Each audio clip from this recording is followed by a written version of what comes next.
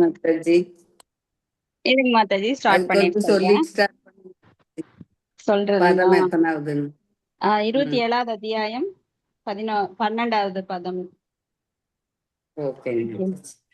नमः ओम विष्णु पताय कृष्ण प्रेष्ठाय बोले श्रीमदे भक्ति वेदांत स्वामी निधि नामने नमस्ते सारास्वते देवी गौरवाणी प्रचारणे निर्विशेष शून्यवादी पाश्चात्य देशधारिणे नमः ओम विष्णु पताय कृष्ण प्रेष्ठाय बोले श्रीमदे जयपताक स्वामी निधि नामने नमस्ते जयपताक स्वामी निधि नामने नमो आचार्य पादाय कृपपदायिने गौरगत दामदाय नगर ग्रामधारिणे जय श्री कृष्ण चैतन्य प्रभु नित्यानंद श्री अद्वैत गदाधर शिवशति गौर भक्त वृंदा हरे कृष्णा कृष्णा कृष्णा हरे हरे हरे राम राम राम हरे हरे नारायणं नमस्कृत्यं नरं चैव नरोत्तमं देवीं सरस्वतीं व्यासं ततो जयमुदीरयेत् नष्टप्रायेषु अभद्रेषु नित्यं भागवत सेव्या भगवती उत्तम श्लोके भक्तिर्भवति नैष्टकी मुखं करोति वाचालं पुंगुं लङ्घाय देग्रं यत्कृपातमहं वन्दे श्रीगुरुं दीनतारिणम् परमानंदम माधवम श्री चैतन्य ईश्वरम। ओम नमो भगवते वासुदेवाय। ओम नमो भगवते वासुदेवाय। ओम नमो भगवते वासुदेवाय। His divine grace Bhakti Vedanta Swami Srila Prabhupada की जय। माताजी माताजी माताजी हरे कृष्ण माताजी प्रणाम माताजी।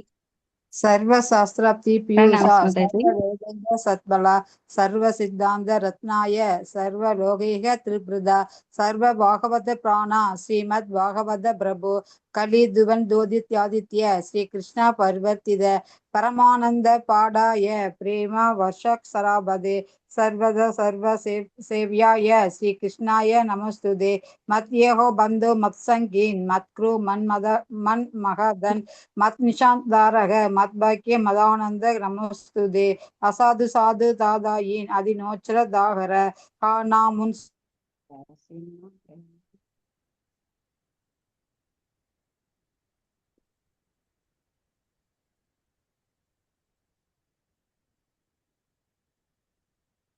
हरे कृष्ण माताजी ललिता माताजी விட்டு விட்டு வருது। நீங்க படிங்க மாதாஜி। கேக்கல மாதாஜி. மாதாஜி நான் படிக்கட்டுங்களா? படிங்க சாந்தி மாதாஜி நீங்க படிங்க। அசாது சாது தாத்தாயின் அதினோச்ச தாகர ஹானா முன் சாகாசின் மம் பிரேம்னா ஹிருத் கண்டேயோஸ்புரா. ஓ எல்லா வேத இலக்கியங்களிலிருந்தும் கடைந்தெடுக்கப்பட்ட அமிர்தமே, வேதங்களின் மிக முக்கியமான ஆன்மீக பலமே மற்றும் எல்லா தத்துவங்களின் முடிவுகளான ஆபரணங்களை கொண்டவரே, உலக மக்களுக்கு ஆன்மீக பார்வைகளை கொடுப்பவர் மற்றும் வைஷ்ணவின் உயிர் மூச்சாக விளங்குபவரே, பகவானே நீர் கலியுகத்தின் இருளை போக்குவதற்காக இருந்த சூரியன், உண்மையில் நீர் எங்களிடம் திரும்பி வந்த கிருஷ்ணர். ஓ ஸ்ரீமத் பாகவதமே, உங்களுக்கு என் பணிவான வணக்கங்கள். உங்களை படிப்பவர்கள் உன்னத ஆனந்தத்தை அடைவார்கள், ஏனெனில் உங்கள் எழுத்துக்கள் அவர்களுக்கு தூய பக்தி தொண்டை பொழிகின்றது.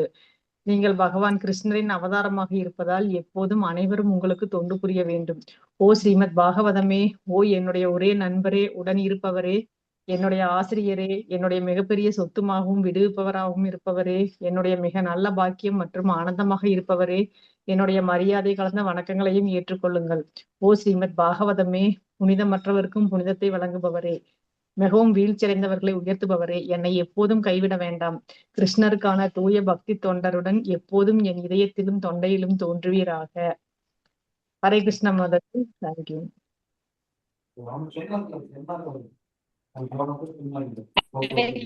தேங்க்யூ மாதாஜி।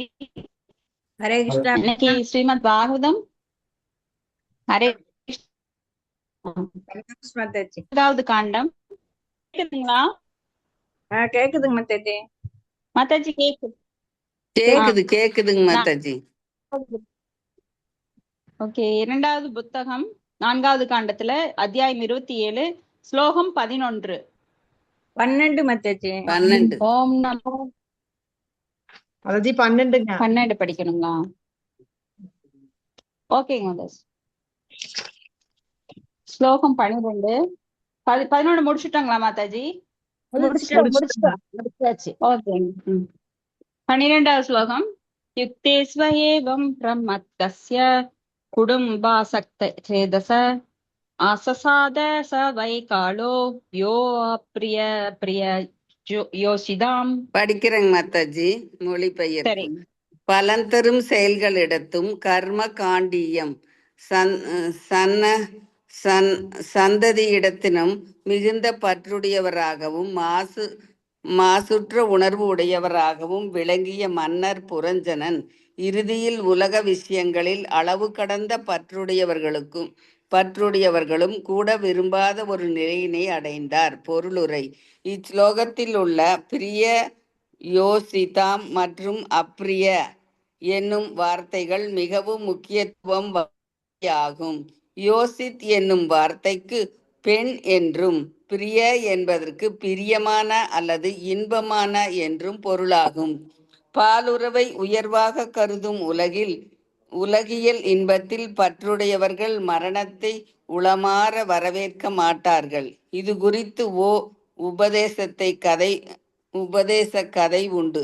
தெய்வீக மகான் ஒருவர் பயணம் செய்து கொண்டிருக்கும் பொழுது வழியில் ஒரு இளவரசனை சந்தித்தார். அவரிடம், அன்பிற்குரிய இளவரசே, நீண்ட நாள் நீ வாழ்வாயாக என்று ஆசீர்வதித்தார். பின்னர் ஒரு அடியவரை சந்தித்தார். அவரை நீ வாழவும் செய்யலாம், சாகவும் செய்யலாம் என்று கூறினார். அதன் பிறகு அம்மகான் ஒரு பிரம்மச்சாரி பக்தரை சந்தித்தார். அவரிடம் அவர், அன்பார்ந்த பிரம்மச்சாரியே, நீ உடனே சாவாயாக என்றார். இறுதியில் அம்மகான் ஒரு வேடனை சந்தித்து அவனை வாழ்த்தும் பொழுது, நீ வாழவும் வேண்டாம், சாகவும் வேண்டாம் என்றார். இதில் கூறிக்கொள்ள வேண்டியது என்னவென்றால், உணர்ச்சிக்கு அடிமையாக புலனுகர்ச்சியில் ஈடுபட்டிருப்பவர்கள் சாவதற்கு விரும்புவதில்லை. பொதுவாக ஒரு இளவரசனிடம் புலன்களின் பத்திற்கான போதிய பொருள் வளம் இருக்கும். ஆகையினால் முனிவர்கள் அவனை நீண்ட நாள் வாழ்வாயாக என்று வாழ்த்தினர். அப்படி அவன் வாழ்ந்தால் வேண்டிய மட்டும் புலனின்ப அனுபவிக்க இறந்தவுடன் அவன் நரகம் செல்வான் என்பதினாலேயே பிரம்மச்சாரி பக்தன் கடுமையான தவங்களையும் துறவு நெறிகளையும் முதற் கடவுளை அடைவதற்காக மேற்கொள்வதினால் அவன் உடனடியாக சாக வேண்டும் என்று வாழ்த்தினார். அவ்வாறு இறந்தான் என்றால் தொடர்ந்து தவம், துறவு முதலிய கடுமையான செயல்களை செய்ய வேண்டிய தேவை இருக்காது என்பதோடு அவன் வீடு பேறு பெற்று முழுமுதற் கடவுளை அடைய முடியும். தெய்வீக அடியவர்கள் உயிரோடு இருந்தாலும் இறைவனுக்கு பக்தி தொண்டு செய்வர், இறந்தாலும் இறைவனுக்கு பக்தி தொண்டு செய்வர் என்பதினால் அவரை மகான் வாழவும் செய்யலாம், சாகவும் செய்யலாம் என்று வாழ்த்தினார். விலங்குகளை கொன்று வேடன் கொடிய வாழ்க்கை நடத்துவதினால் அவன் இறந்தவுடன் நிச்சயம் நரகத்துக்குத்தான் செல்வான் என்பதினால் அவனை நீ வாழவும் வேண்டாம், சாகவும் வேண்டாம் என்று வாழ்த்தினார். மன்னர் புரஞ்சனன் இறுதியில் முதுமையடைந்தார். முதுமையில் ஒருவனது புலன்கள் தங்கள் சக்தியை இழந்து விடுகின்றன. மேலும் ஒரு முதியவன் தனது புலன்களை அனுபவித்து மகிழ வேண்டும் என்று விரும்பினால், குறிப்பாக பாலுறவில் அவன் மிகுந்த துன்புறுவான். காரணம், அனுபவித்து மகிழ்வதற்கான அவனது கருவிகள் நீண்ட நாள் செயல்படாது என்பதினாலேயே ஆகும். இது போன்ற உணர்ச்சியாளர்கள் சாவதற்கு தயாராக இருப்பதில்லை.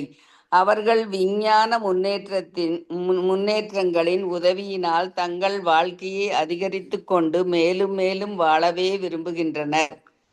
இந்தியாவில் உள்ள சில மூட விஞ்ஞானிகள் கூட விஞ்ஞான முறைகளினால் மனிதனை சாகாத நிலை பெறச் செய்ய போவதாக கூறுகின்றனர்.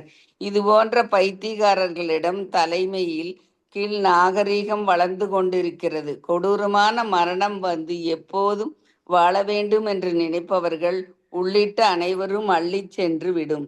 இதுபோன்ற மனநிலையினையே இரண்யகசிபு வெளிப்படுத்தினான். ஆனால் காலம் கனிந்தவுடன் பகவான் தானே அவனை ஒரு நொடி பொழுதில் மாய்த்தார். ஹரே கிருஷ்ண மாதாஜி. நன்றி மாதாஜி. ஹரே கிருஷ்ணா. நன்றி மாதாஜி. இது யாருக்காவது இந்த முனிவர் கொடுத்த வரம், அவர் ஏன் அப்படி வரம் கொடுத்தாருன்னு தெரியுதுங்களா? யாருங்க மாதாஜி? என்னங்க மாதாஜி?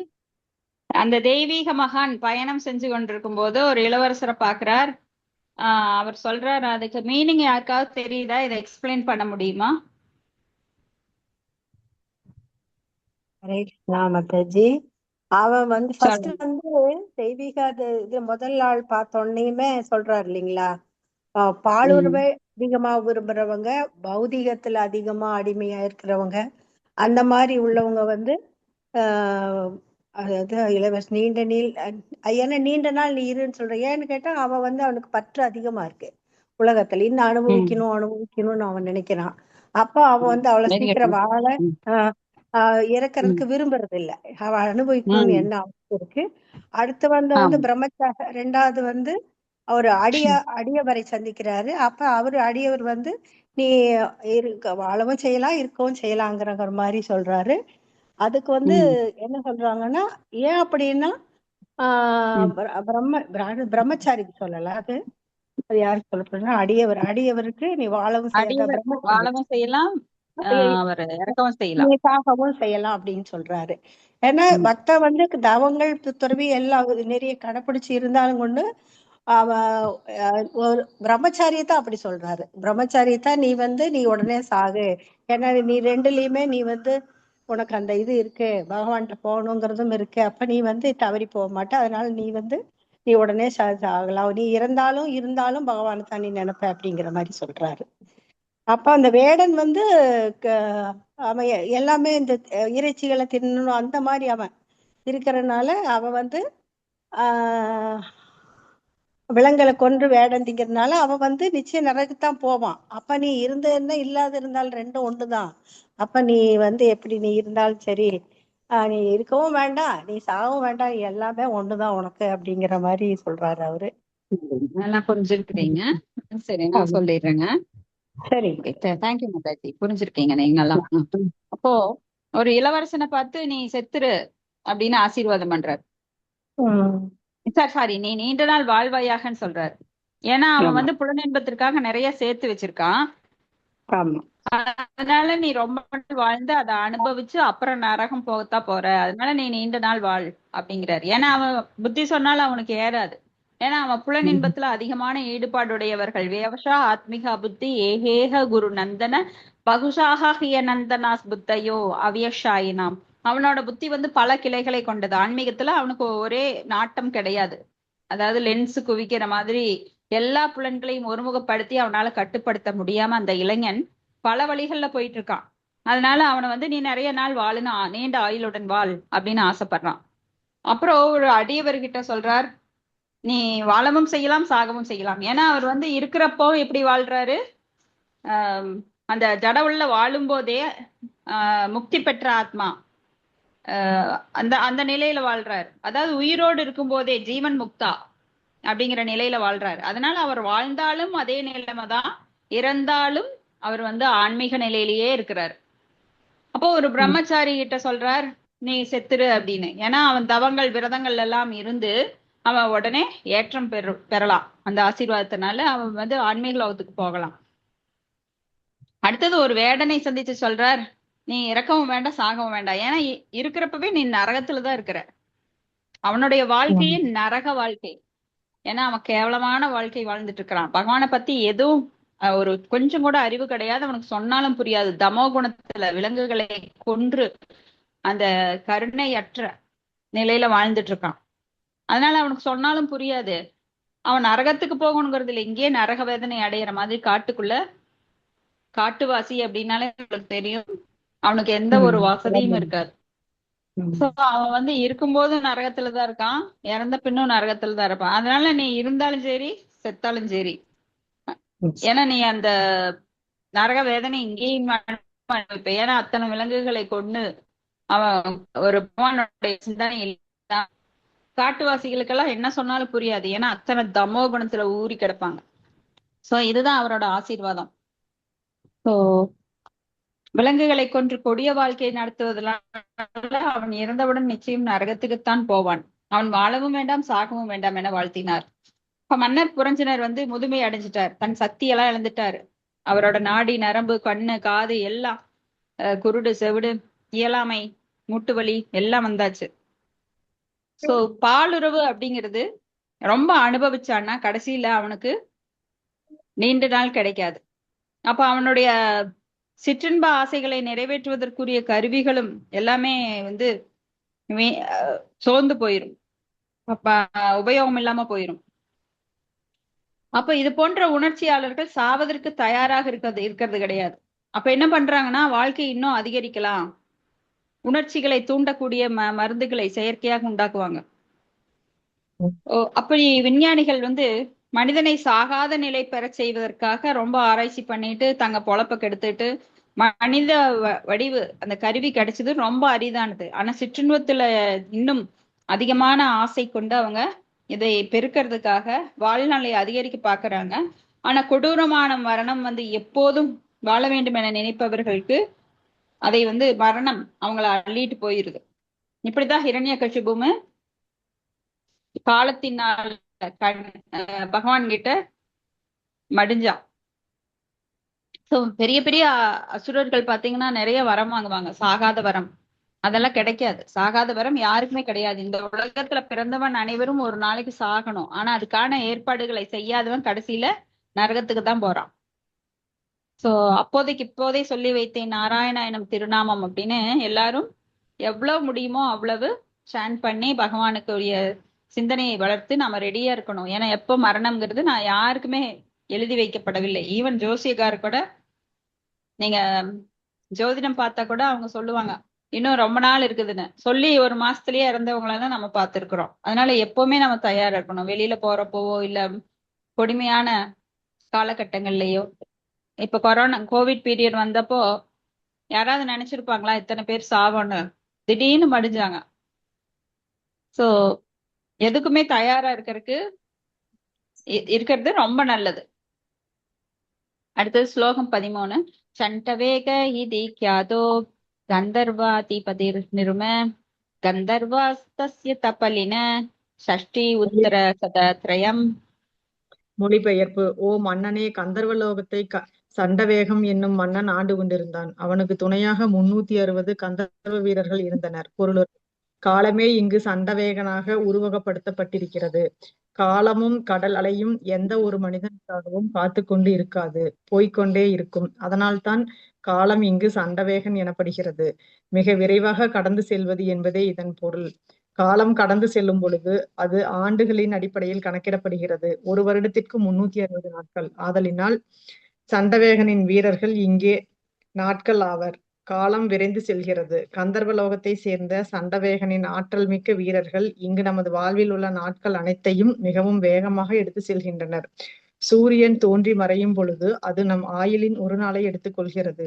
ஒரு நாள் கழியும் பொழுது நாம் நமது வாழ்வில் ஒரு நாளை இழக்கிறோம். அதனால்தான் ஒருவனது ஆயுட்காலத்தை காப்பாற்ற முடியாது என்று கூறப்பட்டிருக்கிறது. ஆனால் ஒருவன் பக்தி தொண்டில் ஈடுபட்டால் அவனது காலத்தை சூரியனால் எடுத்துக்கொள்ள முடியாது. ஸ்ரீமத் பாகவதம் 2.3.17 ஆயுர்ஹரதி வை பும்சாம் உத்தியன் அஸ்தம் சயன்ன அசவ் என்று குறிப்பிடப்பட்டிருக்கிறது. அதாவது ஒருவன் சாகாத அமரத்துவம் எய்த வேண்டும் என்று விரும்பினால் அவன் புலனுணர்ச்சியினை விட்டு விட வேண்டும். ஒருவன் எப்போதும் தன்னை பக்தி தொண்டில் ஈடுபடுத்தி கொண்டான் என்றால் அவன் படிப்படியாக கடவுளின் நிலையான உலகத்திற்குள் புகுவான். காணல் நீரும் பொய்த்தோற்றங்களுமே சில வேளைகளில் கந்தர்வர்கள் என்றழைக்கப்படுகின்றன. நமது ஆயுட்காலத்தில் நாம் இழக்கும் நாட்கள் நம்மை முதுமைக்கு இட்டு செல்கின்றன. கண்ணுக்கு புலப்படாமல் கழிகின்ற நமது வாழ்நாட்களே கந்தர்வர்கள் எனப்படுகின்றன. இக்கந்தர்வர்களை ஆண்கள் மற்றும் பெண்கள் என்று பின்வரும் ஸ்லோகம் குறிப்பிடும். இவர்களது வாழ்நாள் காலத்தின் வேகத்தினால் கண்களுக்கு புலப்படாமல் இழக்கப்படுகிறது என்பதுதான் இங்கு சண்டவேகன் என்று விளக்கப்பட்டிருக்கிறது. தேங்க்யூ மாதாஜி. சண்டவேகன் அப்படின்னா காலம். காலம் தான் அந்த பெயர்ல உருவகமாக இங்க சொல்லப்படுது. அப்ப அந்த காலம் எல்லாருக்கும் பின்னாடியும் இப்ப நம்ம படுக்கிறோம் இல்லையா, அந்த தலகணியில பாம்பை வச்சுட்டு படுத்துட்டு இருக்கிறோம். அந்த பாம்பு என்னைக்கு கொத்துன்னு தெரியாது. அதாவது இந்த தலனிக்கடியில பாம்பு அப்படிங்கிறது யமன். சோ அந்த யமன் வந்து எப்ப நம்மள பிடிச்சிட்டு போவாருன்னு தெரியாது. சோ இங்க சண்டவேகன் அப்படின்னு சொல்லப்படுது அந்த காலம். அது வந்து ரொம்ப வேகமா கடந்து போயிட்டே இருக்கும். ஆண்டுகள் அடிப்படையில் அது கணக்கிடப்படுது. சோ 360 நாட்கள். சோ இங்க சண்டவேகனோட வீரர்கள் இங்க 360 பேரு, 360 நாட்கள். அதான் வீரர்கள். So, இப்படி 65 நாட்கள் தாங்க மாதாஜி. இவங்க 60ன்னு போட்டிருக்காங்க. 165. ஆமாங்க, 60ன்னு போட்டிருக்காங்க. 365 நாட்கள். காலம் விரைந்து செல்கிறது. கந்தர்வ லோகத்தை சேர்ந்த சண்டவேகனின் ஆற்றல் மிக்க வீரர்கள் இங்கு தமது வாழ்நாளின் நாட்கள் அனைத்தையும் மிக வேகமாக எடுத்து செல்கின்றனர். சூரியன் மறைந்து போகும்போது ஒரு நாள் போயிருது. இப்படியாக நாட்கள் தோன்றி தோன்றி மறைகிறது. ஆனா ஆயுள் போறதே நம்மளுக்கு தெரியாது. இப்பதான் பிறந்தோம், இப்பதான் ஸ்கூல் படிச்சோம், இப்பதான் கல்யாணம் ஆச்சு, இப்பதான் ஸ்கூல் படிச்ச மாதிரி இருக்கு, கல்யாணம் ஆயிடுச்சு, இப்பதான் குழந்தை பிறந்த மாதிரி இருக்கு, அவன் வளர்ந்துட்டான், இப்பதான் அவன் பிறந்த மாதிரி இருக்கான கல்யாணத்துக்கு வந்துட்டான், கல்யாணம் ஆயிடுச்சு, இப்ப அவனுக்கு ஒரு குழந்தை இருக்குது. இப்படி நம்பவே முடியாது நம்மனால. சோ வேகமா போயிட்டே இருக்கு காலம். கண்ணை மூடி முழிக்கிறோம் நாம டெய்லி, நைட் எந்திரிச்சு பார்த்தா ஒரு நாள் போயிருது. இப்படி ஸ்ரீமத் பாகவதத்துல ஆயுர்ஹரதி வைபும்சாம் உத்தியன் அஸ்தம் என் அசௌ தஸ்யத்தே எக்ஸனவ் நீத உத்தம ஸ்லோக வார்த்தையா அப்படின்னு ஸ்லோகம். அதாவது ஒருவன் சாகாத அமரத்துவம் எய்த வேண்டும் என விரும்பினால் அவன் புலனுகர்ச்சியினை விட்டுவிட வேண்டும். ஒருவன் எப்போதும் தன்னை பக்தி தொண்டில் ஈடுபடுவன் படிக்க கடவுளின் நிலையான உலகத்திற்கு புகுவான். ஏன்னா நாம கடைசி காலத்துல பண்ணிக்கலாம். எக்ஸாம்க்கு எல்லாருமே என்ன பண்ணுவாங்கன்னா கடைசியில படிச்சுக்கலாம் அப்படின்னு நினைப்பாங்க. ஆனா இந்த கடைசியில படிச்சுக்கலாம்னு சொல்லி போற மாணவர்கள் எல்லாம் ஃபெயில் மார்க் தான் வாங்குவாங்க. ஏன்னா கடைசியில படிச்சா ஞாபகம் இருக்காது. அதனாலதான் பகவான் சொல்றாரு மத்தக ஸ்மிருதி ஞானம் மறதியத்தாரு அப்படின்னு. சோ மனிதர்களுக்கு இயற்கையாகவே அந்த மறதி இருக்கு. அப்ப பகவானை நம்ம எவ்வளவு தூரம் தள்ளி போடணுமோ அவ்வளவு தூரம் தள்ளி போட்டு கடைசி காலத்துல பிடிக்கலாம் அப்படின்னா நம்மளுக்கு காலம் எப்ப போவோம்னு தெரியாது. கடைசி காலம் எல்லாருக்குமே தெரிஞ்சிருந்தா வேற அவனுக்கு நிம்மதியே இருக்காது. இப்ப நான் ஒரு வாரத்துல சாக போறேன் அப்படின்னா அதைத்தான் நினைச்சிட்டு இருப்பேன். இருக்கிறத அனுபவிக்க முடியும். நாம எல்லாருமே கிடையாது. ஒரு வாரம் தான் இருக்கு. ஒரு வாரத்துல நான் எப்படி ப்ரிப்பேர் பண்ணணும் கடவுள்கிட்ட போறதுக்கு, எல்லாத்தையும் துறந்துட்டு வந்தாரு. ஆனா நாம என்ன பண்ணுவோம், ஐயோ நான் சாக போறேன் எல்லார்கிட்ட சொல்லிட்டு பரிதாபமா ரொம்ப எல்லார்கிட்டையும் அந்த கருணை வாங்குறதுக்கு பார்ப்போம். எல்லாரும் ஐயோ பாவை ஒரு வாரத்துல சாக போற அப்படின்னு பச்சாபதாமம் அதைத்தான் எதிர்பார்ப்போம். ஆனா நம்ம என்ன பண்ணணுங்கிறத விட்டுருவோம், கோட்டை. அப்புறம் நம்ம சொத்தெல்லாம் யாருக்கு எழுதி வைக்கலாம், நம்ம யாருக்கு பிரிச்சு கொடுக்கலாம், இருக்கிறதெல்லாம் எப்படி செட்டில் பண்ணலாம் அப்படிங்கிற சேஃப்டியில ஈடுபட்டிருப்போம். இல்லைன்னா டாக்டர்கிட்ட போய் ஒரு வாரத்தை தள்ளி போட்டு இன்னும் ஒரு மாசம் ஆக்குங்க அப்படின்னு போராடிட்டு இருப்போம். டாக்டர் அந்த ஒரு மாசத்துக்கு என்ன பண்ணுவாருன்னா, நான் கேரண்டி வாங்க அப்படின்னு சொல்லி இருக்கிற எல்லா மெஷின்லயும் உங்களை போட்டு வெளியில் தள்ளிடுவாரு. அப்புறம் ஃபீஸ் ஒரு பெரிய பில்லு வரும். அப்புறம் நீங்க சேர்த்து வச்ச சொத்தெல்லாம் அதுல கொண்டு போய் கட்டிடலாம். கஷ்டப்பட்டு சேர்த்து வச்சிருப்போம். எனக்கு அப்படித்தான் நிறைய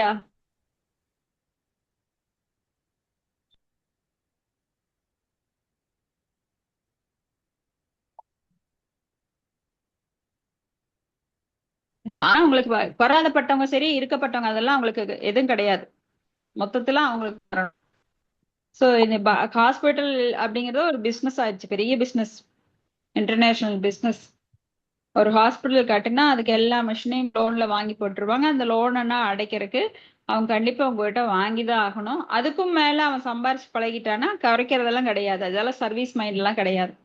லாபத்துக்கு மேல லாபம் எடுத்து அவன் நிறைய இடம் வாங்குறது, பங்களா கட்டுறது, கார் வாங்குறது.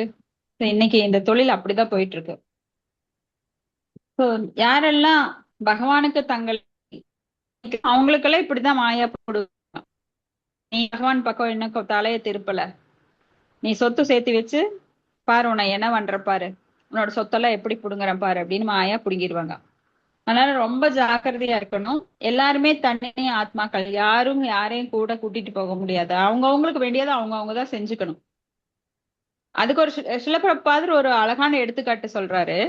ஒரு விமான பயணி கீழே இருக்கிறப்ப விமானத்தை ரிப்பேர் பண்ணலாம். பல என்ஜினியர்கள் ரிப்பேர் பண்ணுவாங்க. ஆனா ஆகாயத்துல பறக்கும் போது என்ன ஆகும், பிளைட்ல ரிப்பேர் ஆனா என்ன ஆகும்,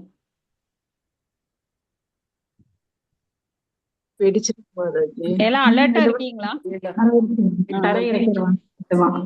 எல்லாம் கீழே விழுக வேண்டியது. அவனேதான் சரி பண்ணிக்கணும். ஏதாவது என்ஜின் கோளாறு வந்ததுன்னா அவன் ஒருத்தன் தான் சரி பண்ணணும். கீழே இருக்கும்போது நிறைய இன்ஜினியர் எல்லாம் வருவாங்க.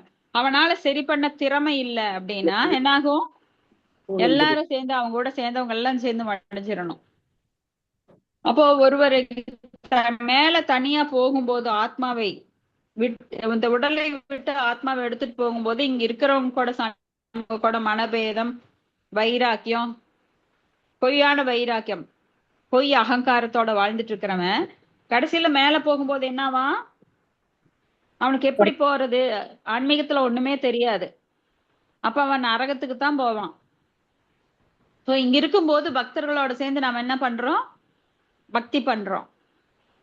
அத நல்ல முறையா பண்ணினா அவனுக்கு சேஃப். இங்கேயே ரிப்பேர் எல்லாம் பண்ணிடலாம். நாளைக்கு மேல போகும்போது என்ன ஆகும்? தனிப்பட்ட முறையில உங்களை ரிப்பேர் பண்ணிட்டு போக முடியாது. இங்கேயே நம்ம கசடுகளை எல்லாம் இங்கேயே கழிச்சிடுறோம். புரியுதுங்களா?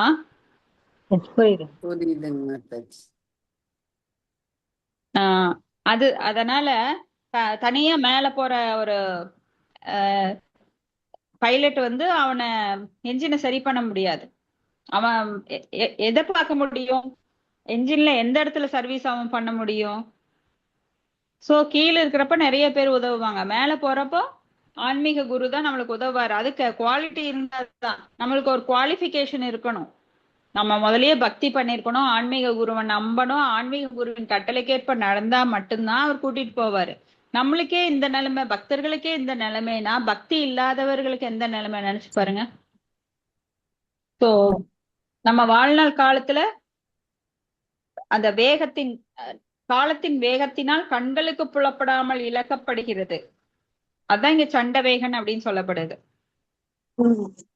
அடுத்தது ஸ்லோகம் 14.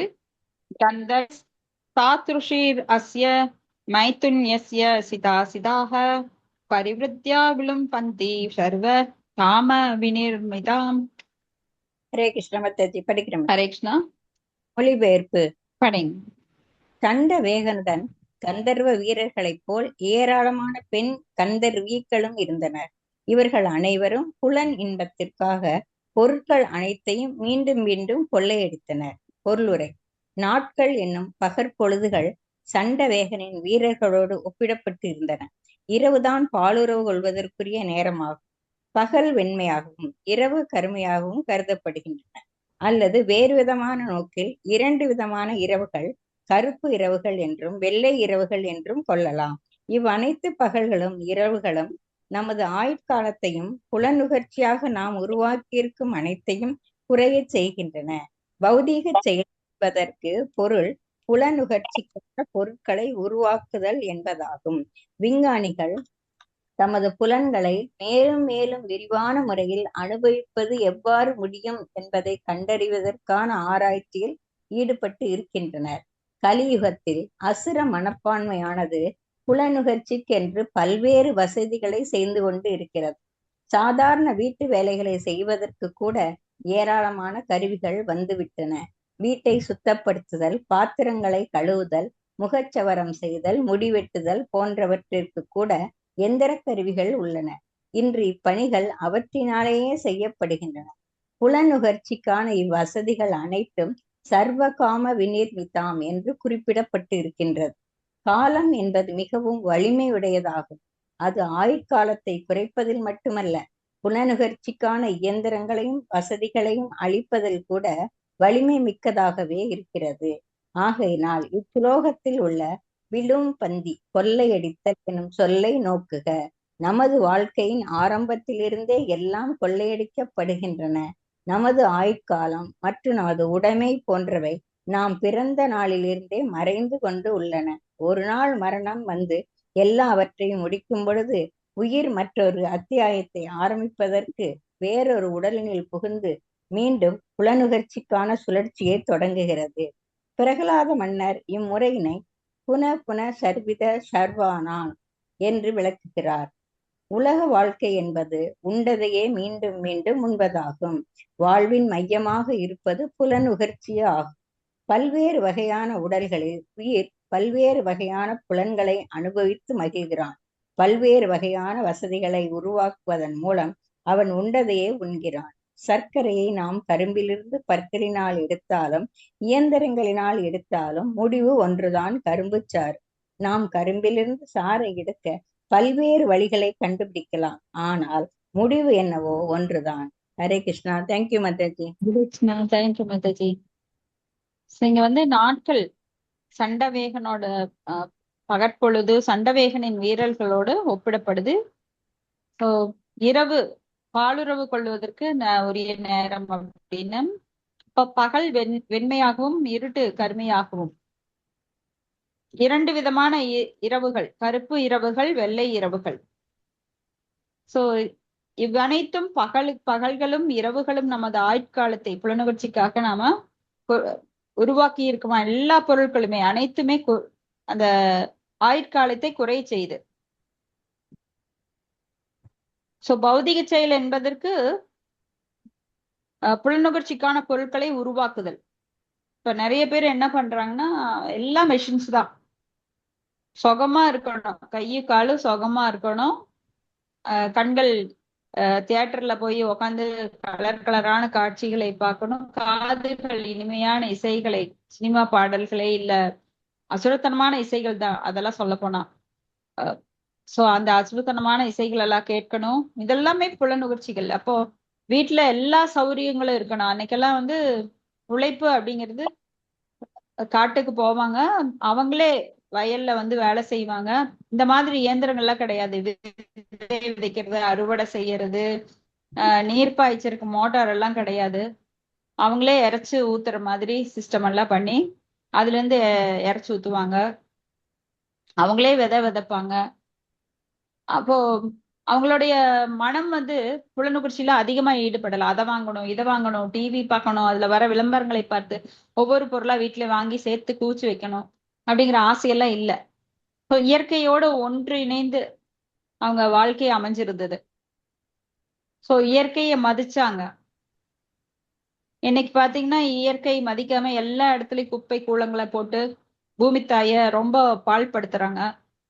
நிறைய குழிகளை தோண்டி ஆழமான ஆழ்குலை ஆழ்கிணறு துளைகள் அதை தோண்டி பூமி தாய கஷ்டப்படுத்துறது, நிலக்கரி சுரங்கம் எடுக்கிறது, தங்கம் எடுக்கிறது, இப்படியாக அணுகுண்டு தயாரிக்கிறது, பூமிக்கு என்னென்னலாம் கேடு விளைவிக்குமோ மரங்களை எல்லாம் வெட்டி ஆறுகளை எல்லாம், ஆறு நதி நீர்களை எல்லாம் அசுத்தப்படுத்தி அன்னைக்கெல்லாம் குளங்கள்ல போய் ஆறுகள்ல போய் அப்படியே நீர் அள்ளி அப்படியே குடிச்சாங்க. ஃபில்டர் கூட கிடையாது. சோ இயற்கை அந்த மாதிரி சுத்தமா வச்சிருந்தாங்க. ஆனா இன்னைக்கு பாத்தீங்கன்னா தண்ணி பாட்டில் வாங்கிட்டு இருக்கிறோம். கோவிட் பீரியட்ல ஆக்சிஜன் வாங்கினாங்க, ஆக்சிஜன் சிலிண்டர் வாங்கினாங்க. இன்னைக்குமே பாத்தீங்கன்னா ரொம்ப பொல்யூட்டட் ஏரியால எல்லாம், அந்த மெட்ரோபாலிசிட்டி அந்த மாதிரி வெளிநாடுகள்ல ஆக்சிஜன் சென்டரே இருக்குது. இப்ப எப்படி யோகா சென்டர், அது மாதிரியே ஆக்சிஜன் சென்டர். அங்க போய் வேணுங்கிற அளவுக்கு ஆக்சிஜன் சுவாசம் பண்ணிட்டு அதுக்குரிய காசை கொடுத்துட்டு வந்துடலாம். சோ இன்னைக்கு காத்தையே விலை கொடுத்து வாங்குறாங்க, தண்ணிய விலை கொடுத்து வாங்குறாங்க. இதெல்லாம் சும்மா கிடைச்சிட்டு இருந்தது, எங்க போனாலும் நம்மளுக்கு கிடைக்கும். சோ காலம் வந்து இப்படி மக்கள் என்னென்னலாம் புலனுணர்ச்சிக்கு அனுபவிக்கணுமோ அதை இயற்கையெல்லாம் எங்கே விட்டு வைக்கிறது இல்லை. நம்ம எதிர்கால சந்ததி வேணும்னெல்லாம் எவ்வளவு தோண்ட முடியுமோ அதெல்லாம் தோண்டி நானே அனுபவிக்கணும். எவ்வளவு தண்ணியெல்லாம் நாம யூஸ் பண்ணணுமோ அவ்வளவு யூஸ் பண்ணி ஆயக்கழிவுகள், தொழிற்சாலை கழிவுகளை எல்லாம் விட்டு நதிகள் குளங்களை எல்லாம் பாழ்படுத்தியாச்சு. சோ மனுஷன் இனியும் என்னதான் பண்ண போறான்னு நினைக்கல. ஏன்னா பிளாஸ்டிக் கழிவுகள் இன்னைக்கு பாத்தீங்கன்னா உலகமே வியந்து நிக்குது. அதையெல்லாம் எப்படி டிஸ்போஸ் பண்றதுன்னு தெரியாம இந்த ஏரோப்ளேன் போன்ற இயந்திர பாகங்கள், டயரு, கார் டயரு, இந்த lorry tyre, bus tyre, motor வாகன டயர்கள் இதெல்லாம் வந்து மலையா கூஞ்சிருக்கான். பெரிய அச்சுறுத்தல் இன்னைக்கு. ஏன்னா அதெல்லாம் இயற்கையா மக்கக்கூடியது கிடையாது, மண்ணுல போட்டா. இதை எப்படி சரி பண்றதுன்னு தெரியாம உலகமே முழிச்சிட்டு இருக்கு விஞ்ஞானிகள். அந்த அளவுக்கு அவங்களோட படைப்புகள். ஆனா பகவான் படைச்சதை எல்லாம் நாசம் பண்றதுக்கு இப்படியாக நிறைய நாம படைப்புகளை உருவாக்குறோம் அவருக்கு போட்டி போட்டுட்டு. ஏன்னா அனுபவிக்கணுங்கிற நோக்கம்தான். எவ்வளவு காசு கொடுத்து வேணா என்ன வேணா வாங்கலாம், அப்படிங்கிற இதுலதான் எல்லாருமே இருக்காங்க. யாருக்கு என்ன கேடு வந்தா என்ன. அப்போ இங்க வந்து சர்வ காம விநிர்மித்தாம். அப்போ காலம் என்பது ரொம்ப வலிமையுடையது. அது ஆயுட்காலத்தை குறைப்பதில் மட்டுமல்ல, புலனுணர்ச்சிக்கான இயந்திரங்களையும் வசதிகளையும் அளிப்பதில் கூட வலிமை மிக்கது. சோ இங்க விழும் பந்தி அப்படின்னா கொள்ளையடித்தல். நம்ம வாழ்க்கையின் ஆரம்பத்திலிருந்தே எல்லாம் கொள்ளையடிக்கப்படுகின்றன. முக்கியமானது நம்மளோட நிம்மதி, நம்மளுடைய எளிமை, நம்மளுடைய நற்குணங்கள், ஏன்னா இதெல்லாம் புலனுணர்ச்சியில பாதிக்கப்படுது. ஆசை அதிகமான என்ன ஆகும்? காம ஏச குரோத ஏச ரஜோகுண சமுத்பவக மகாசனா மகாபாப்மா வித்யேன மிக வைரினம் தியாயான் திஸ்யான் பும்சக சங்கஸ்தேகு பஜாயதே சங்காத் சஞ்சாயதே காமக காமாத் குரோதோ அபிஜாயதே क्रोधोद्भवति सम्मोह सम्मोहात् स्मृति विप्रमः स्मृति भ्रंशात् विनाशो வழி அப்படியே படிப்படியா ஒவ்வொரு குணங்கள் வருது. காமத்துல இருந்து குரோதம், முதல்ல ஆசை, ஆசை நிறைவேறான் விஷயான் பும்சக சங்கஸ் தேகு பஜாயதே அப்படின்னு நிறைய புலனுகர்வு அதிகமாக அந்த ஆசை நிறைவேறாத போது அந்த காமமானது, ஆசையானது கோபமா மாறுது. சரி, இப்படியாக படிப்படியாக மக்கள் வந்து புனப்புன சர்வித சர்வனானாம், உண்டதையே உண்டு. உலக வாழ்க்கை என்பது மீண்டும் மீண்டும் உண்பது. ஏன்னா பிறக்கிறோம் ஒவ்வொரு சமயம். இந்த பக்தி இல்லாதவங்களுக்கு, ஆன்மீக வாழ்க்கை இல்லாதவங்களுக்கு எப்படி நாய் பன்றிகள் எல்லாம் வாழ்கின்றதோ, நாயும் பூனையும் பன்றிகளும் கூட அதே மாதிரிதான் வாழுது. உண்ணுவது, உறங்குவது, உடலுறவு கொள்ளுவது, தன்னை பாதுகாத்துக் கொள்ளுவது. பன்றி கூட மலம் சாப்பிட்றக்கு ஆசை, அது வந்து அதுல நிறைவா இருக்கு. ஒரு தடவை இந்திரன் வந்தாராம் பண்ணியா சாபத்தினால. அப்புறம் பன்றி வாழ்க்கை எப்படிப்பட்டது நம்மளுக்கு தெரியும். அது சாக்கடையில தான் இருக்கும், மலம்தான் சாப்பிடும். நிறைய குட்டிகள், காம உணர்ச்சி, அது வந்து குட்டிகளோடய இணையும். ஒரு தாய் பன்றி, தந்தை பன்றி, இதுக்கெல்லாம் உறவு அவ்வளவு முக்கியம் கிடையாது. சோ எப்படி வேணா வாழலாம். இப்ப மனிதனுக்கு வந்து வேத கட்டுப்பாடு அப்படிங்கிற நியமம் இல்லை, எப்படி வேணா வாழலாம்னா அதுக்கும் நம்மளுக்கு என்ன வித்தியாசம்? 6 அறிவு உள்ளதுக்கும் 5 அறிவு உள்ள மிருகங்களுக்கும் வித்தியாசமே கிடையாது. அப்போ அதனாலதான் தர்மே நகீனா பசுமே சமானா. சோ தர்மத்தை கடைபிடிக்காதவன் விலங்குக்கு சமம்.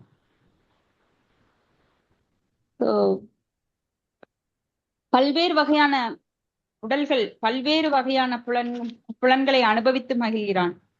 பல்வேறு வகையான வசதிகளை உருவாக்குவதன் மூலம் அவன் உண்டதையே உண்கிறான். ஒரு மனுஷனா பிறந்தா என்ன நாம சாதிக்க போறோம்? டாக்டர், என்ஜினியர், அதெல்லாம் சாதனை கிடையாது. IAS IPSஓ இல்ல டாக்டரேட்டோ இல்ல நீங்க பெரிய மந்திரி பதவியோ பிரைம் மினிஸ்டர் பதவியோ அதெல்லாம் சாதனை கிடையாது. ஆனா எப்படி உங்களை இந்த 9 வாயில் கொண்ட குடிலை அதுல இருந்து விடுவிச்சுக்கிறீங்க, அதுதான் சாதனை.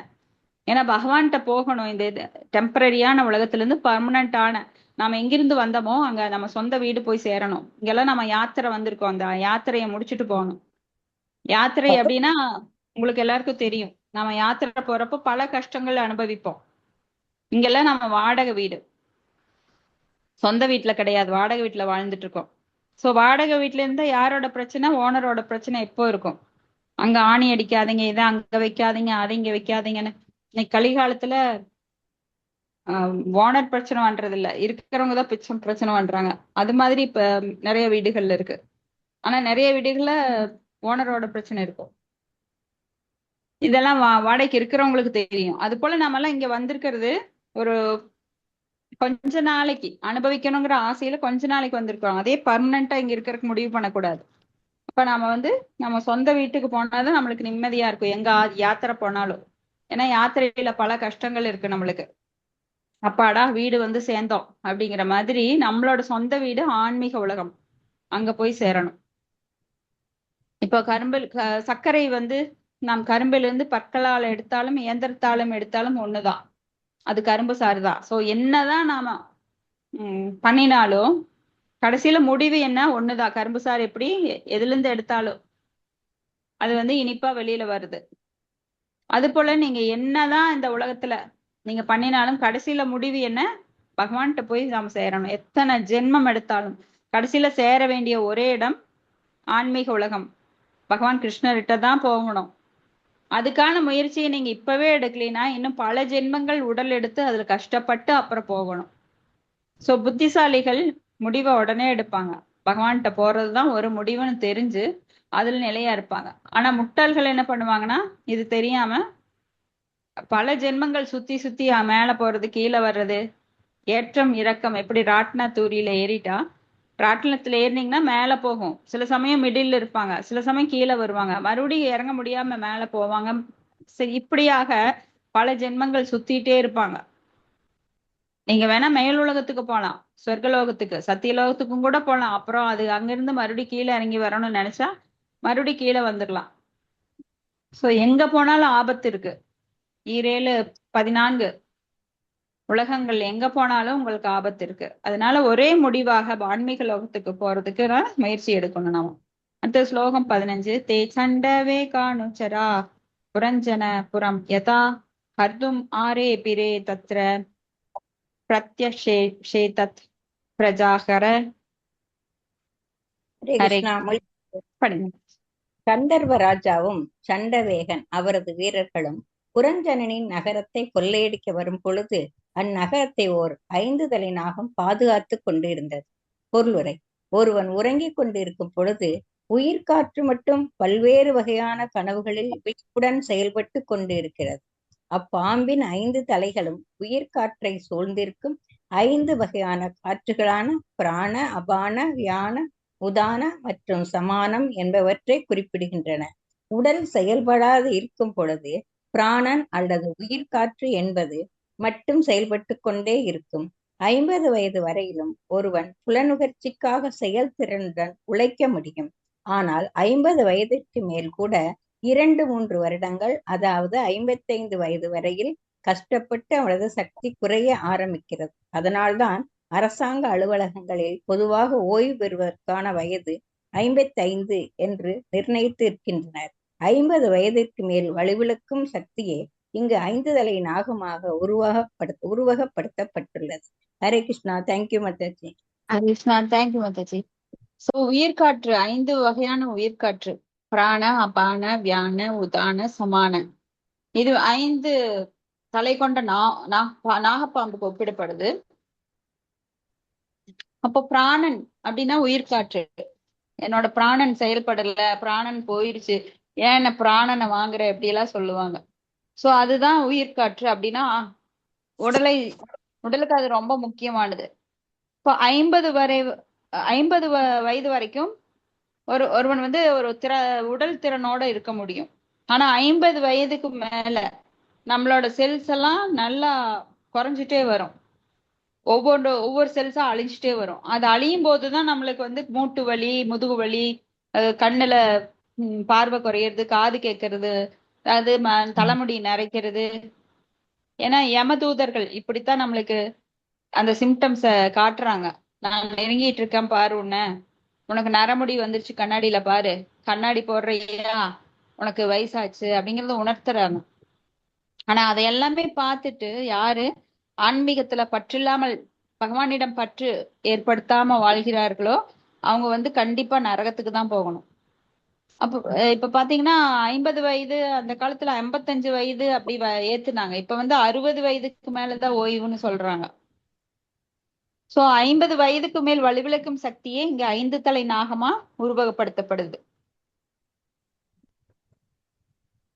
அடுத்தது பதம் 16. சத்தபி சதைர் ஏகோ விம்சத்யா சதம் சமாக புரஞ்சன புராத்யசோ கந்தர்வைர் யுயுதே பலி. ஹரே கிருஷ்ணா. ஹரே கிருஷ்ணா மாதாஜி. படிக்கிறேன். படிங்க. மொழிபெயர்ப்பு. மன்னர் புரஞ்சனனின் நகரத்தை கண்காணித்து வந்த 5 தலை நாகம் கந்தர்வர்களுடன் கடுமையாக 100 வருடங்கள் போரிட்டது. எண்ணிக்கையில் அவர்கள் 720 பேர்கள் இருந்த போதிலும் அது தனியாகவே அவர்களுடன் போரிட்டது. பொருளுரை: 360 பகல்களும் 360 இரவுகளும் சேர்ந்து சண்டவேகனின் காலத்தின் 720 வீரர்கள் ஆயினர்.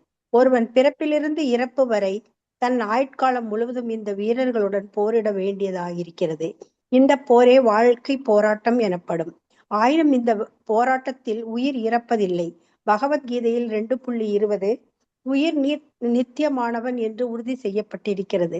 நா ஜாயத்தே மிரியத்தே வா கதாசின் நாயம் பூத்வா பவித்தா வா நா பூயக அஜோ நித்யக சாஸ்வதோ அயம் புராணோ நா ஹன்யத்தே ஹன்யமான சரீரே. ஆத்மாவிற்கு பிறப்பு இறப்பு என்பதில்லை. ஒரு முறை இருந்து பிறகு இல்லாமல் போவதும் இல்லை. அவன் பிறப்பற்றவன், நித்தியன், என்றும் இருப்பவன், இறப்பற்றான், பழையோன் ஆவான். உடல் கொல்லப்படுகையில் அவன் கொல்லப்பட மாட்டான். உண்மையில் உயிர் பிறப்பதும் இல்லை, இறப்பதும் இல்லை. ஆயினும் அவன் தன் வாழ்நாள் முழுவதும் இயற்கையின் கடுமையான விதிகளுடன் போராட வேண்டியிருக்கிறது. அவன் மேலும் பல்வேறு வகையான துன்ப நிலைகளையும் கூட சந்திக்க வேண்டியிருக்கிறது. இவை அனைத்துக்கும் மத்தியிலும் உயிர் மாயையின் காரணமாக தான் புலனுணர்ச்சியில் நன்கு நிலை பெற்றிருப்பதாக கருதுகிறான். Hare Krishna. Thank you. Thank you. So 360 நாட்கள் அப்படின்னு வச்சுக்கிறாங்க இவங்க. 365 நாட்கள் சொல்லல. அப்ப 360 இரவுகள், 360 பகல், இதெல்லாம் வந்து சண்டவேகன், அதாவது காலம். அந்த காலத்தோட 360 இரவுகள், 360 பகல், மொத்தத்துல 720 வீரர்கள் அப்படின்னு சொல்றாங்க இந்த ரெண்டையும் சேர்த்து. சோ இந்த வீரர்களோட நாம போராட வேண்டி இருக்கு. காலத்தோட நான் கஷ்டப்பட்டுட்டு இருக்கிறேன், இந்த காலம் ஏன் போக மாட்டேங்குது, இப்போ படுக்கையில இருக்கிறவங்க வந்து ஏன் என்னை இந்த ஏமன் கூப்பிட மாட்டேங்கிறான், எப்போ இந்த கடவுள் கண்ணை திறப்பான், எப்போ எனக்கு இந்த உயிர் போகும். முதல்ல வாழணும்னு ஆசைப்படுவாங்க. கை காலெல்லாம் நல்லா இருக்கும்போது வானத்துக்கும் பூமிக்குமா அவங்களுக்கு வர்ற கோபம் என்ன, அனுபவிக்கிறவங்க ஆசை என்ன, அங்க போடுறது இங்க ஓடுறது, பகவானை மறந்து எல்லாம் அனுபவிப்பாங்க. ஆனா எப்போ முடமாகி கட்டல்ல விழுந்து கிடக்குறாங்களோ, இல்ல கட்டாந்தரையில விழுந்து கிடக்குறாங்களோ, அப்ப அவங்க வந்து புலம்புவாங்க, இந்த கடவுளுக்கு கண் இல்லையா, என்னை எப்பதான் கூப்பிடுவானோ அப்படின்னு. அப்ப இந்த ஆத்மாவுக்கு வந்து பிறப்போ இறப்போ கிடையாது. அவன் பிறப்பற்றவன், நித்தியமானவன். அவன் கொல்லப்படுபவனும் அல்ல, கொல்லப்படுபவனும் அல்ல, அவனை கொல்லவும் முடியாது. அவன் புதுமையானவனும் அல்ல, பழமையானவனும் அல்ல. உயிர் வந்து பிறக்கிறதும் இல்லை, இறக்கிறதும் இல்லை. அது உடலைத்தான் மாத்துதோ தவிர அது அப்படியேதான் இருக்கு. உயிர் அப்படின்னா அந்த ஆத்மா. ஆனா இங்க உடம்பு எடுத்தோன்னா அவன் வாழ்நாள் முழுவதும் இயற்கையின் கடுமையான விதிகளுடன் போராட வேண்டி இருக்கிறது. அதுதான் இயற்கையோட வடிவமைப்பு. கடவுளோட வடிவமைப்பே என்ன, இந்த விதிகள் வந்து கடுமையா இருக்கு. பல துன்ப நிலைகளை சந்திக்க வேண்டி இருக்கு நாம எல்லாருமே. இது அனைத்துக்கும் மத்தியில நாம அனுபவிக்கணுங்கிற ஆசை. இதுக்குதான் அழகான ஒரு ஸ்டோரி சொல்லுவாங்க இல்லையா, ஒருவன் வந்து பள்ளத்துல விழுந்துட்டான். நைட்டு சூரியன் ஒளியெல்லாம் போயிடுச்சு, மாலை நேரம் அவன் பயணம் தொடங்குறான். ஆனா ரொம்ப இரவாயிருச்சு, கடுமையான இருட்டு. போய் ஒரு பள்ளத்துல ஒரு மரத்தை பிடிச்சுக்கிறான். அது கீழே பாத்தீங்கன்னா பள்ளத்தாக்கு. அந்த மரத்துல தொங்கிட்டு இருக்கிறான். ஆனா நிலவு அப்பதான் கொஞ்சம் மேகத்தை விட்டு வெளியில வருது, கொஞ்சம் வெளிச்சம் தெரியுது. கீழே பார்த்தா அதால பள்ளம். அந்த நிலவு வெளிச்சத்துல மேல பார்த்தா அங்க ஒரு தேன் கூடு, அதுல இருந்து தேன் சொட்டுது. ஆனா இந்த பக்கம் ஒரு வெள்ளை எலி, அந்த பக்கம் ஒரு கருப்பு எலி. அதாவது பகல் எலி அப்படிங்கிறது பகல் இரவு ரெண்டையும் குறிக்கிறது. மேல வந்து மாயா தேன் கூண்டு வடிவுல, கீழே வந்து யமன் பாம்போட வடிவுல இன்னொரு கிளையில. இப்படி எல்லா பக்கம் அவனுக்கு வந்து ஆபத்து இருந்தாலும் அந்த தேன் கூட்டுல இருந்து வர்ற தேனை நக்கி பார்க்கணும்னு அவனுக்கு முயற்சி பண்ணிட்டு இருக்கான். நம்மளோட வாழ்க்கை இப்படிதான் இருக்கு. எல்லா பக்கமுமே துன்பம் நம்மளுக்கு வந்துட்டே இருக்கு. ஆனா நம்ம என்ன பண்றோம், அந்த தேன்கூட்டுல இருக்கிற அந்த தேனை நக்கி பார்க்கணுங்கிற ஆசை. இத்தனை ஆபத்துலையும் இந்த ஆபத்துக்குள்ள உட்காந்துட்டு வீடு கட்டணும், இந்த ஜெயிலுக்குள்ள இரும்பு கம்பி, தங்க கம்பி, வெள்ளி கம்பி, ஜெயிலுக்குள்ளதான் எல்லா கம்பியுமே ஜெயிலுக்குள்ளதான். இப்ப ஜெயிலுக்குள்ளேயே மொசைக் போட்டு உட்காந்துக்கணும், பெரிய வீடு கட்டி இங்கேயே உட்காந்துக்கணும். அப்போ இந்த அனுபவிக்கணுங்கிற ஆசை எல்லாரும் எப்படி கொண்டு போய் விடுது பாருங்க. ஆனா இதே ஒரு பக்தன் எப்படி இருக்கான் அப்படின்னா, எல்லா பக்கமுமே துன்பம். ஒரு மான் வந்து காட்டுக்கு நடுவுல ரொம்ப ஆபத்தான சூழ்நிலை, ஒரு பக்கம் ரொம்ப பயங்கரமான புயல் காற்று வர ஒரு சூழ்நிலை. அந்த அந்த நேரத்துல அது நிக்குது, புல்ல மேய்ஞ்சிட்டு நிக்குது. ஒரு பக்கம் பாத்தீங்கன்னா பாதாளம், மலைக்கு அடிவாரம். இன்னொரு பக்கம் பாத்தீங்கன்னா சிங்கம். இன்னொரு பக்கம் பாத்தீங்கன்னா ஒரு வேடன் அம்போட நிக்கிறான். சோ இன்னொரு பக்கம் தண்ணி ஓடிட்டு இருக்கு. இந்த மானுக்கு தப்பிக்கிறதுக்கு எந்த வழியும் இல்லை, 4 பக்கம் 4 ஆபத்து. அப்போ இந்த மான் நினைக்கிறது நம்மளுக்கு வேற வழியே இல்லாத பகவானை சரணடையலாம் அப்படின்னுட்டு மண்டி போட்டு பகவானை வேண்டுது. அப்ப என்ன ஆகுது, அந்த பயங்கரமான புயல் காற்று வீசும்போது அந்த வேடன் விடுகிற அம்பு எதிர்த்தாப்புல இருக்கிற சிங்கத்தை, இந்த வேடனை விட்டு சிங்கத்து மேல போய் பாஞ்சிருச்சு. அப்ப அந்த வேடன் செத்துட்டான். மழை பலமா பெஞ்சதுனால ஒரு இடி இடிக்குது, அந்த இடியில அந்த வேடன் செத்துட்டான். சோ அந்த மழை அந்த சமயம் குறைஞ்சிருச்சு. அப்போ அந்த ஆற்றோட வேகம் கம்மியாயிடுச்சு. சோ இந்த 3 பக்கம் அதுக்கு பள்ளத்தாக்கு அது போக முடியாது, ஆனா 3 பக்கம் இதுக்கு வழி விட்டுட்டார் பகவான். சோ ஒரு பக்தனோட நிலை ஆபத்திலையும் கூட ஒரு பகவானால காப்பாற்றப்படுகிறான்.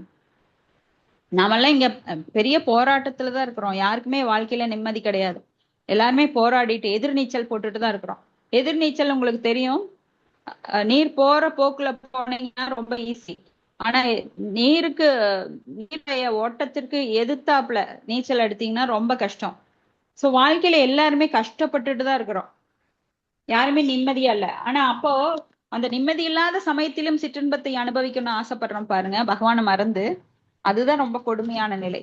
சோ ஒவ்வொருவரும் நாம ஏன் பிறந்தோம், கடவுள் யார், கடவுளுக்கும் நம்மளுக்கு என்ன உறவு, நாம எப்படி போகணுங்கிறத ஒரு பக்தர் சங்கத்தி மூலமா தெரிஞ்சுக்கிட்டு அதற்கான வழியை பார்த்தோம் அப்படின்னா நம்ம வெகு விரைவில் விடுதலை அடையலாம். இல்லைன்னா வீடு பேரு அப்படிங்கிறது கனவாத்தான் இருக்கும், யாருமே அடைய முடியாது. வீடு பேரு, தர்ம அர்த்த காம மோட்ச, இந்த மோட்ச கதியை அடைய முடியாது. சோ இது பாகத்துல இந்த சண்டவேகன் காலம் அப்படிங்கிறது மூலமா நம்மளுக்கு கற்றுக் கொடுக்கப்படுது. இதோட முடிச்சுக்கலாம். உங்களுக்கு ஏதாவது கருத்துக்கள் அல்லது சந்தேகம் இருந்தா நம்ம பார்க்கலாம்.